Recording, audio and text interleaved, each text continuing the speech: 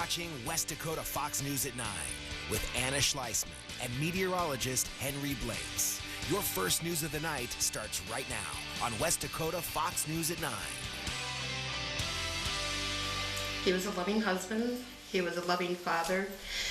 He did everything for us.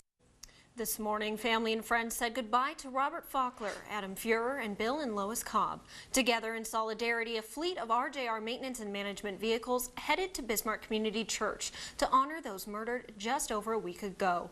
Daniela Hurtado and Megan Hoffman have more. Hundreds in our community came to pay respects to the 4 victims of last week's quadruple homicide at the memorial. A big message is to maintain the victims at the forefront of this all. A mourning to remember the 4 lives taken tragically last week. These guys were a part of this community, and a lot of people knew them. A lot of people. A community mourning the loss of Robert Faulkner, Bill and Lois Cobb, and Adam Fuhrer. How do you thank that many people? The community has been just fabulous. Through the tragedy, loved ones still trying to piece together why this happened. And that's the biggest thing, is to try to understand why somebody could be evil, that evil. Faulkner says during the memorial there were hundreds of familiar faces in the crowd. She says this shows the impact the victims made on so many people. After the memorial, family, friends, and co-workers met at RJR to gather and remember those victims. Megan has a story. Danny, after the families and friends celebrated the lives of those 4 victims, they sat down with us to give us a closer look at who they were. A sea of flowers and a show of support from across the community as family and friends of Faulkner, Fuhrer, and the Cobbs worked to process what happened last week. The widows of Adam Fuhrer and Robert Faulkner saying they were big people that would give anyone the shirt off their backs. He was a loving husband. He was a loving father. He did everything for us. I mean, he was the love of my life. Jackie Faulkner talking about Bill and Lois Cobb, the couple she and Robert spent so much time with. She says Lois was the happy one, singing "You Are My Sunshine" every day at the office, while Bill was a cowboy and Elvis's #1 fan, as evidenced by the tie his brother wore to the service. She says it was their second chance at life together when they met. Him and Lois was inseparable. They came to work together, they went home together. They went everywhere together. Faulkner remembers her husband's generosity to anyone he came across. One family had to move, and it was a single woman with 4 kids, I believe, and she didn't have the means, and Robert packed up her stuff and hauled it to where she needed to go. 4 people they say they'll never forget. The RJR family continues to mourn and honor those who were lost by doing projects like working on this car together as a family. In Mandan, I'm Megan Hoffman for your news leader. I'm glad to see they're coming together here, Henry. Yeah, most definitely. With the weather right now, we do have some showers moving into the southwestern region and south central North Dakota, mainly rain showers for the moment, and that extends into southeastern Montana ahead of a storm system which is greatly going to impact South Dakota, with some places in South Dakota getting more than a foot of snow once the storm really gets rolling. But notice around the Rapid City area, as well as Wyoming and all the way into Minnesota, we've got moisture to deal with. In fact, numerous advisories, practically all counties in South Dakota, either under a blizzard warning or a winter storm warning. So winter storm warnings for our viewers in Corson and Campbell County, South Dakota. As far southwestern North Dakota, winter weather advisories for you. But traveling is going to be quite treacherous for your Wednesday and Thursday in South Dakota. I'll let you know what more to expect later on and how this will impact the First Warn viewing area. Thanks, Henry. Well, Williston voters in School District 1 are making their final attempt to pass a $60 million bond to build 2 new elementary schools and expand the high school. District 8 surrounding Williston has an $89 million bond vote in May, deciding whether to build 3 new schools. Legislators representing both districts say they're nervous about what happens if the votes fail. I think then water is up to your nostrils, and you better find a way to sink to prevent the boat from sinking. So I think then both sides would be compelled. We have to get together. I would hope that there would probably be some cooperation, because their masses of students are so close to one another that it seems to me like there could be some options available to them. Representatives from Districts 1 and 8 will be in Bismarck on Friday to meet with the governor and legislators about the issue. Well, Senator Kevin Cramer announced the Southeast Education Cooperative received over $1 million from the Corporation for National and Community Service. This continuation grant will put 53 AmeriCorps members in Fargo and support the North Dakota Reading Corps, which provides evidence-based literacy interventions and data-based assessments to children from age 3 to grade 3. It's expected to leverage an additional nearly $750,000 in federal return on investment. And North Dakota high school students who can speak at least 2 languages are eligible for the new Seal of Biliteracy on their diploma. State Superintendent Kirsten Baszler says it will better equip students to thrive in today's global economy. It really demonstrates to future employers, to future colleges, that they are a student that is curious about the world and has the ability to master a second language. Students will get either a silver or gold seal, the gold representing stronger language skills, and it will be listed on their transcript. State Auditor Josh Gallion says the city of Washburn has been using accounting practices that potentially violate state law. Among the long list of infractions in a recent audit was failing to monitor special assessments, resulting in a growing deficit, improper payouts to employees for unearned annual leave, improper fund transfers, and inadequate board approval of invoices. Gallion said he was encouraged that they're taking the report and the recommended changes seriously. We'll hear more from Washburn's mayor tomorrow. Well, it's been an impressive recruiting year so far for the North Dakota National Guard. Their 2019 goal is 340 recruits, and they're already at nearly 200. John Selling learned about one recruit's decision. Recruit Isaac Johnson is in football, basketball, and track for Shiloh Christian School in Bismarck. Nearing graduation, he decided to follow in the footsteps of his father. He's just an outstanding, hardworking man, and just something that I can look up to and try to be up there one day like him.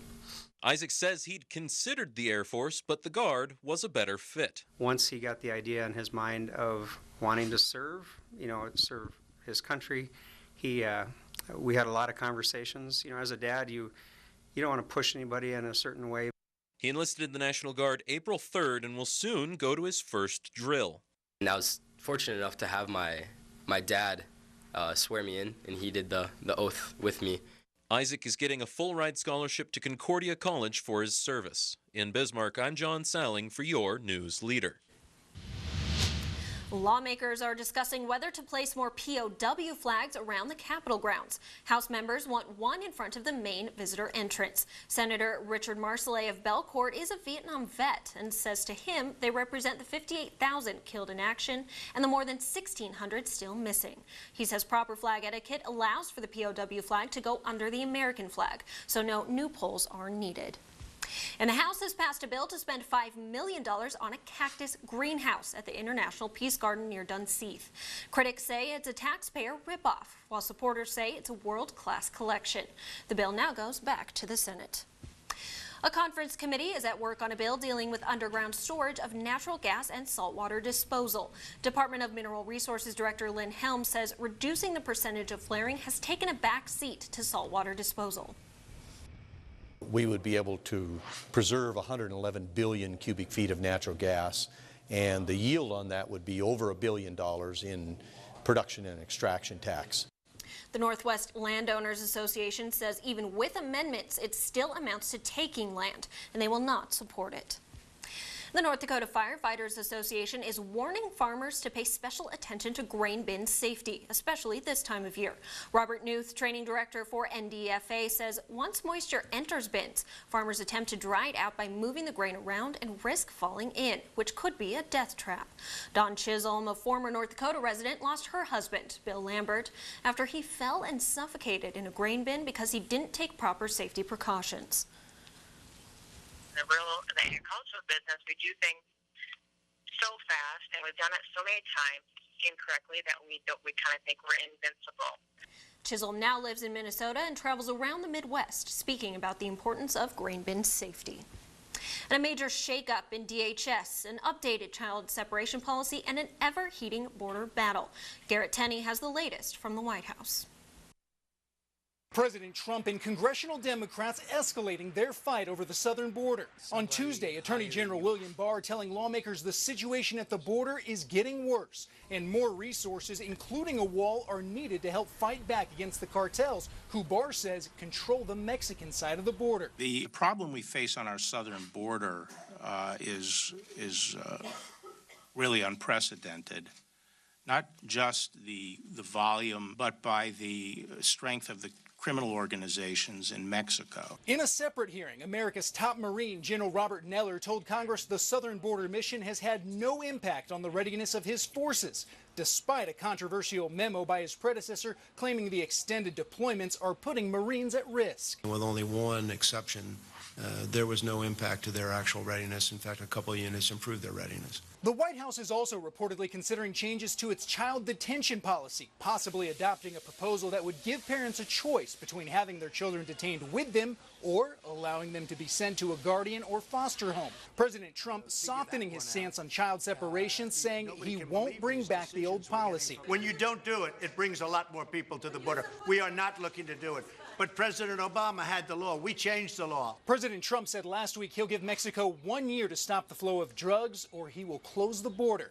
At the White House, I'm Garrett Tenney, Fox News. Vice President Mike Pence will head to the border on Thursday. And today, the Defense Department announced nearly $1 billion have been contracted out for wall construction.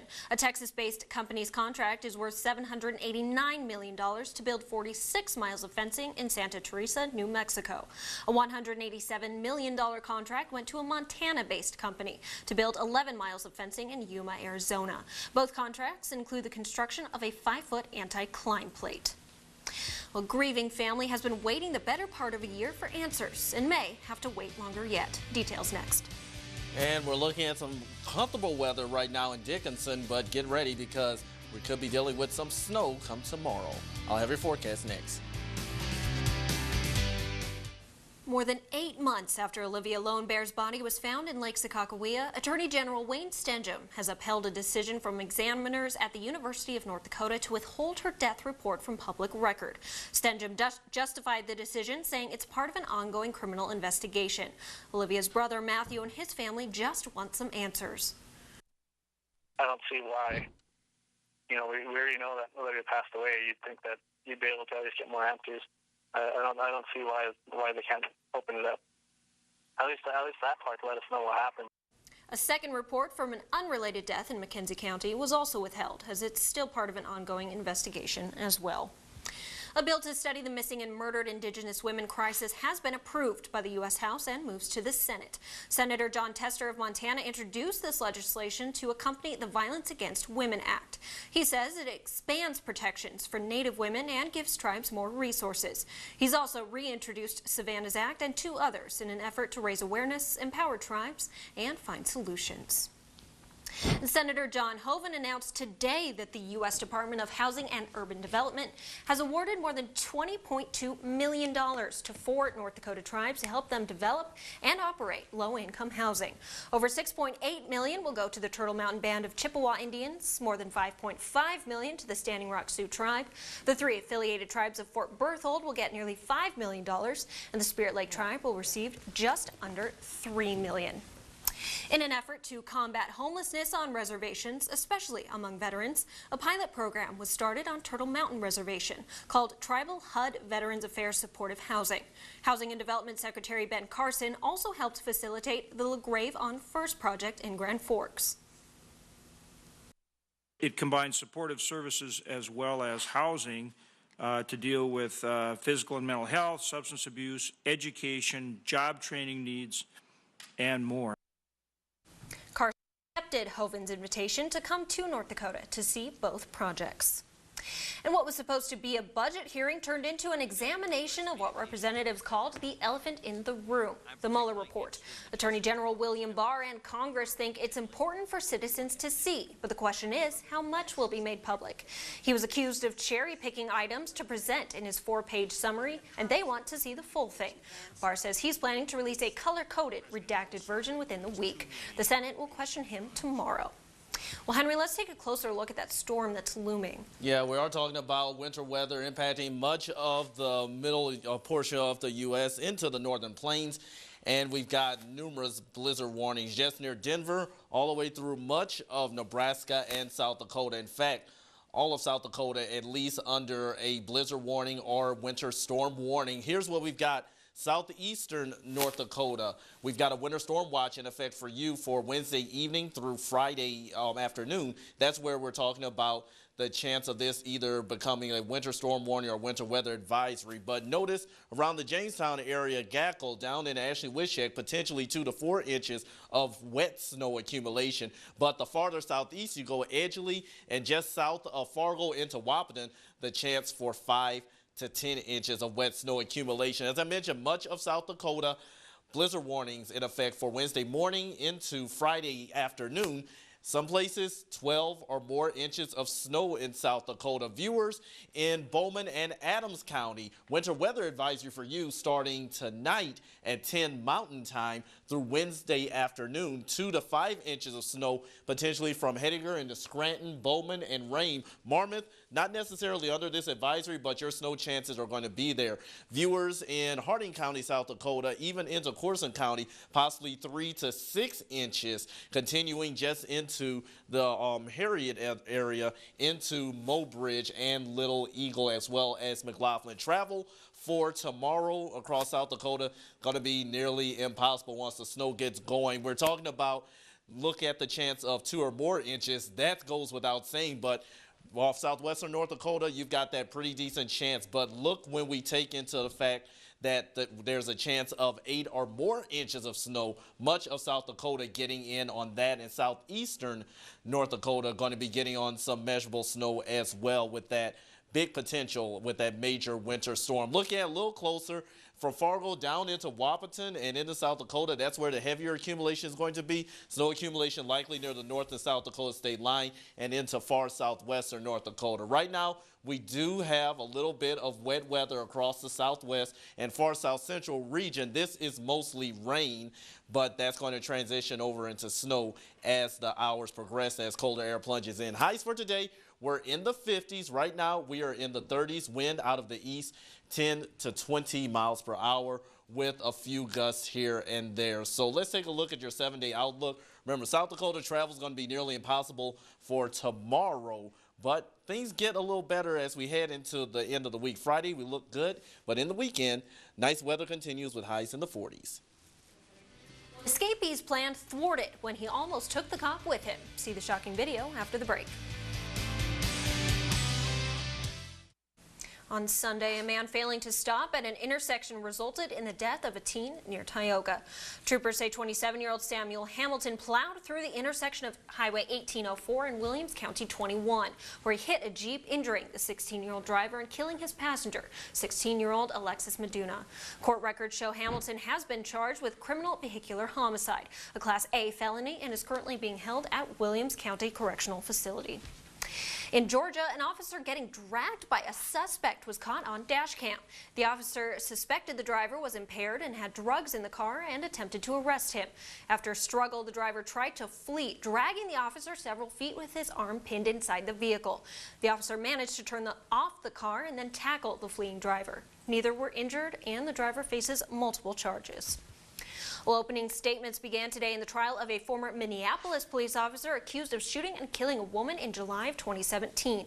Officer Mohammed Noor and another officer responded to a possible sexual assault call. Noor was sitting in his SUV when Justine Rushchik, who called 911, approached the vehicle, prompting Noor to shoot, hitting her. She died minutes later.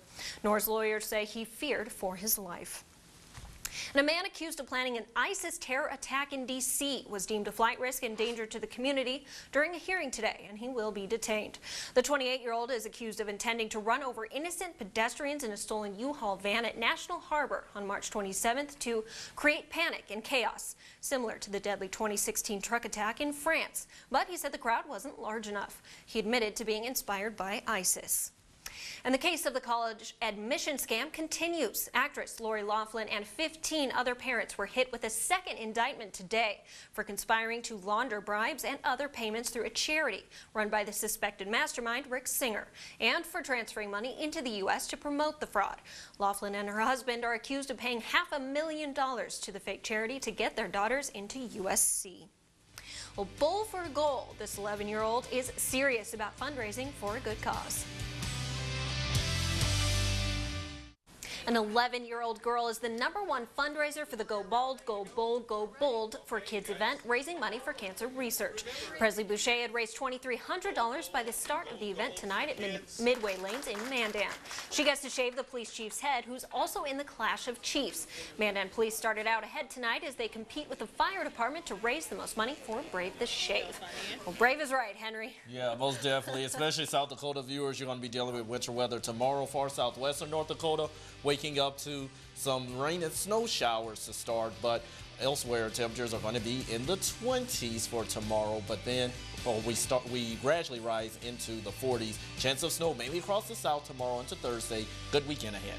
All right, looking forward to that weekend. Thanks so much. Have a